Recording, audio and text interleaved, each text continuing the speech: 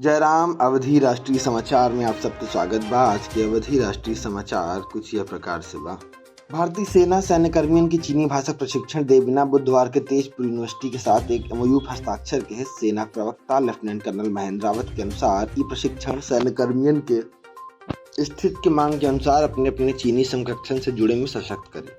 बकौल रिपोर्ट प्रशिक्षण की अवधि 4 महीने रहे। विश्वविद्यालय अनुदान आयोग विश्वविद्यालय से अनुरोध के वक्त भले कोर्स अंग्रेजी माध्यम हो, लेकिन छात्रन के स्थानीय भाषा में परीक्षा लिखे की अनुमति दी जाए।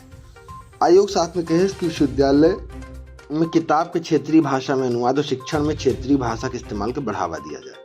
वायुसेना के पूर्व प्रमुख एयर मार्शल संदीप सिंह के राष्ट्रीय सुरक्षा परिषद सचिवालय में नए सैन्य सलाहकार के तौर पर नियुक्त किया जाता। वे अक्टूबर 2022 में चीफ ऑफ डिफेंस स्टाफ नियुक्त किया गए रहे।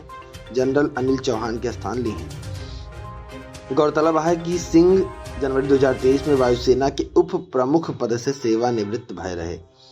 सुप्रीम कोर्ट में समलैंगिक विवाहन पर सुनवाई के दौरान पुरनिया वकील मुकुल रोहतगी याचिकाकर्ता की तरफ से कहन कि विक्टोरियन मोरालिटी यानी रूढ़िवादी पारिवारिक मूल्य की मान्यता 19वीं शताब्दी में आई रही। वह कहें अगर भारतीय ग्रंथ में देखा जाए हजारों साल पहले समलैंगिकता से भरी चित्र दीवारन पे होके रहा। हम सब खुले विचार वाला रहा है, चीज बाद में बदली। प्रधानमंत्री नरेंद्र मोदी 25 अप्रैल के केरल के पहली वंदे भारत एक्सप्रेस के हरी झंडी देखी है, जो तिरुवनंतपुरम से कासरगोड के बीच चली। यह पर तिरुवनंतपुरम से कांग्रेस सांसद शशि थरूर, रेल मंत्री अश्विनी वैष्णव प्रशंसा करते हुए लिखे विकास की राजनीति से परे होना चाहिए। गौरतलब है कि देश के 15वीं वंदे भारत एक्सप्रेस है। Investment migration firm Henley and partners द्वारा जारी की गए दुनिया के 10 सबसे धनवान शहरन के सूची के अनुसार 3.4 लाख मिलीनियर के साथ न्यूयॉर्क दुनिया का सबसे पैसा वाला शहर है। इसके बाद टोक्यो और अमेरिका के बे एरिया का स्थान है।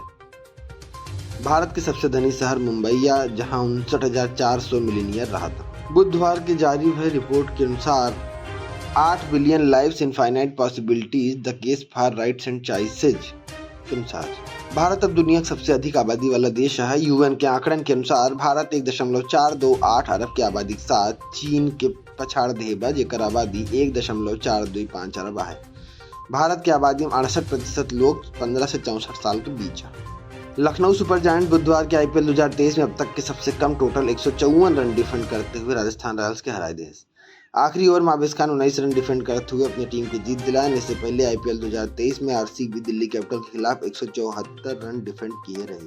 आज के प्रमुख समाचार यह प्रकार से रहा। अपन के ख्याल रखें। बहुत बहुत धन्यवाद।